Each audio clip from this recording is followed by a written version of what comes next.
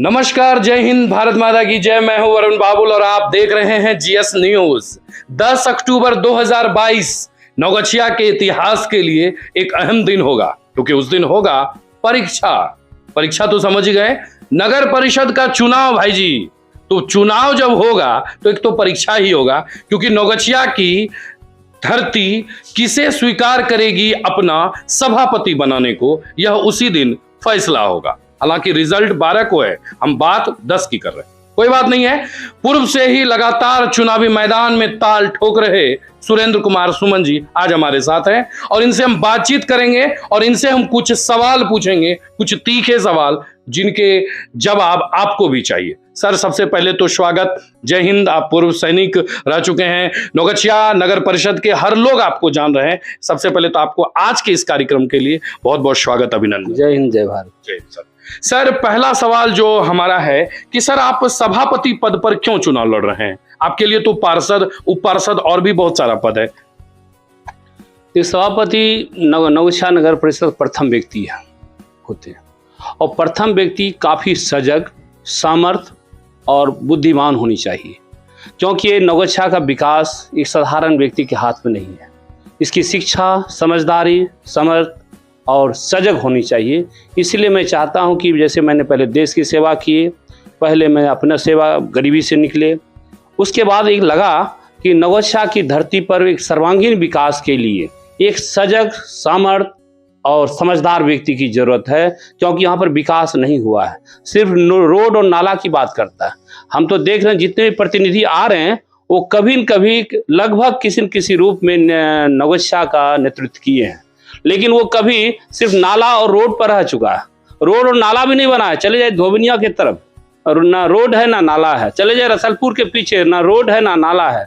चले जाए नया टोला, ना रोड है ना नाला है। रोड नाला भी सही ढंग से नहीं बना है और यहाँ का जितने भी नेतागण हैं सिर्फ रोड और नाला में रह चुका है, जबकि विकास होनी चाहिए। यहाँ पर 100 बेड का हॉस्पिटल होनी चाहिए, ये जाम की समस्या खत्म होनी चाहिए, खेल मैदान होनी चाहिए, बच्चा के लिए पार्क होनी चाहिए, तमाम तरह की यहाँ पे पुस्तकालय होनी चाहिए।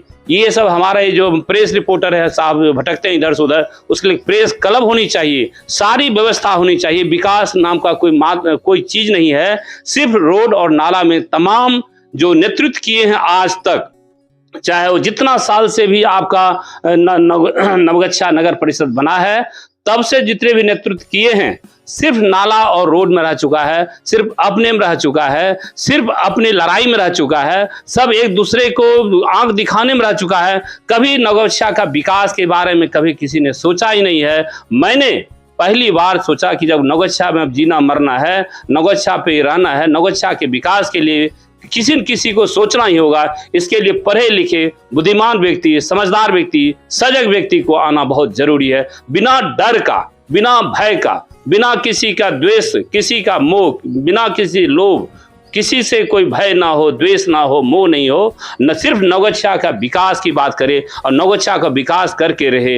इसके लिए चाहे वो हॉस्पिटल के लिए हम कोई हेल्थ मिनिस्टर चाहे बिहार का हो, चाहे वो केंद्र का हो, उससे बात करना होगा तो जाए करेंगे।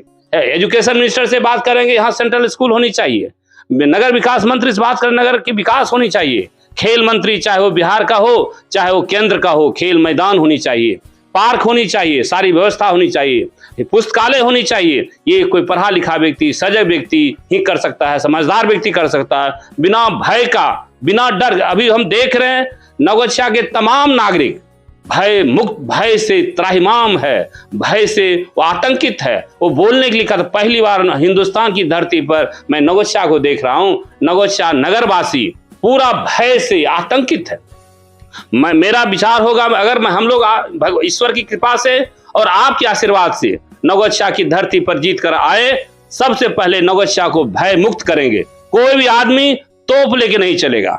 तोप लेकर चलते हैं तो यहाँ पर आप नौगछिया में रहने का अधिकार नहीं है। आप जाइए नेपाल में रहिए। तोप लेके चलने का क्या कारण है पूरी नौगछिया में? उससे हमारा नौगछिया का नगरवासी पूरी तरह भयभीत है, डर है, भय है, और वो खुल के कुछ बात नहीं कर सकता है, कोई डिमांड नहीं कर सकता है, विकास की बात नहीं कर सकता है। नौगछिया पूरी तरह भय से आतंकित है। ये इसीलिए मैंने नौगछिया के सभापति के लिए मैंने अपने आप को न्योछावर करने के लिए तैयार हूँ। सर एक और सवाल है जो लोगों के दिमाग तक में है और हम चाहते हैं कि अगर आपके पास है, आपके मस्तिष्क में है, तो हम निश्चित रूप से पूछें आपसे। सर आपने जिस तरह कहा कि आप सभापति पद पर क्यों हैं, तो दूसरा है कि सर आपने भी यह भी बता दिया आप कि आप आने वाले समय में क्या करेंगे। सर आपका चुनावी मुद्दा क्या होगा, क्या कहना चाहेंगे लोगों को, किस तरह लोग आप पर भरोसा करें?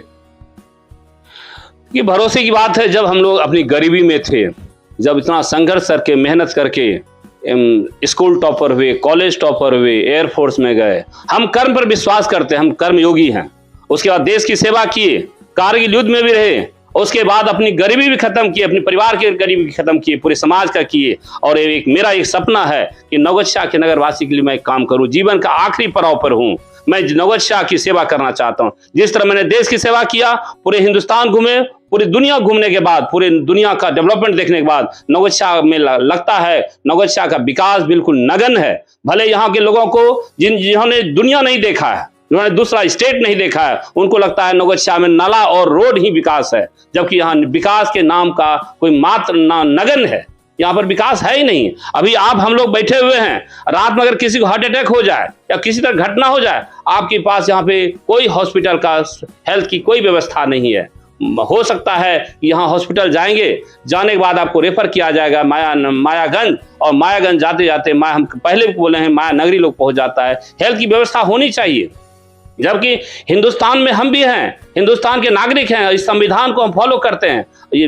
नौगछिया की जनसंख्या के हिसाब से यहाँ पे 100 बेड का हॉस्पिटल होनी चाहिए, जो आज तक नहीं हुआ है। सिर्फ यहाँ का जो जितने भी नेतृत्व करता है, जितने भी नेतागण हैं, वो रोड और नाला में सिर्फ छुपा हुआ है, और रोड और नाला की बात करता है, वो विकास की बात वो जानता ही नहीं है, ना कभी किया है, ना कभी सोचा है, ना कभी उसकी समझदारी है। इसीलिए मैं चाहता हूं कि देश के पटल पर जिस तरह देश का विकास हो रहा है, पूरी दुनिया का विकास हो रहा है, नौगछिया का विकास भी उसी रफ्तार से होनी चाहिए। हॉस्पिटल होनी चाहिए, प्ले ग्राउंड होनी चाहिए, वाह, यहाँ पे भी पार्क होनी चाहिए, यहाँ पे पुस्तकालय होनी चाहिए, प्रेस क्लब होनी चाहिए, जाम की समस्या खत्म होनी चाहिए, और जो आपका रेलवे फाटक के ऊपर जो जाम लगती है, वो जाम की भी समस्या खत्म होनी चाहिए। ये कोई पढ़ा लिखा व्यक्ति, समझदार व्यक्ति, सजग व्यक्ति, और जिसके पास कुछ करने की क्षमता हो, तजुर्बा हो और तमन्ना हो, वही आदमी कर सकता है। यहाँ का आदमी, हम लोग जितने भी नेतागण अभी आए हैं फील्ड में, ना उनके पास शिक्षा है, ना उसकी समझदारी है, ना कोई सजग है, ना कोई समझदार है, वो विकास कर ही नहीं सकता है। सिर्फ अपने लिए, अपने पेट के लिए, अपने रोजगार के लिए, नेता बनने के लिए सभापति के पद पर खड़े हो रहे हैं। जितने भी देख रहे नेतागण हैं, वो बचपन से आज तक वो सिर्फ नेता के पीछे पीछे घूमे, ना उसके पास शिक्षा है, ना संस्कार है, ना कोई तजुर्बा है, ना कोई समझदारी है। सिर्फ वो चाहता है कि मेरा गरीबी कैसे खत्म हो, मैं वर्चस्व कैसे करूं, मैं 10 राइफल लेके कैसे घूमूं। उसी पर्पस से लोग, यहाँ का लोग सिर्फ वर्चस्व की लड़ाई लड़ रहा है, विकास की बात जानता ही नहीं, विकास की बात तो समझता ही नहीं, विकास क्या होता है दुनिया देखा ही नहीं है। सिर्फ वर्चस्व की लड़ाई के लिए हम बड़ा, हम बड़ा, हम बड़े की जोश में लगा हुआ है, जोर में लगा हुआ है, और उस रफ्तार में लगा हुआ है, हम बड़े तो हम बड़े। कौन कितना आदमी राइफल लेके घूम सकता है, सिर्फ उसी की रफ्तार में सब लोग भाग दौड़ की जिंदगी में है। क्या बात है। तो हमारी बातचीत हो रही थी नौगछिया नगर परिषद के भावी प्रत्याशी खुशबू कुमारी के पति और सेवानिवृत्त सैनिक रह चुके हमारे साथ आज के इस शो में थे सुरेंद्र कुमार सुमन जी। इनसे फिर बातचीत करेंगे और इनसे सवाल जवाब करेंगे। कैसा लगा कार्यक्रम जरूर बताइएगा। इसी तरह आपसे बातचीत करेंगे, घूमेंगे और लोगों से भी मिलेंगे। तब तक इजाजत। कैमरामैन समर झा के साथ मैं वरुण बाबू।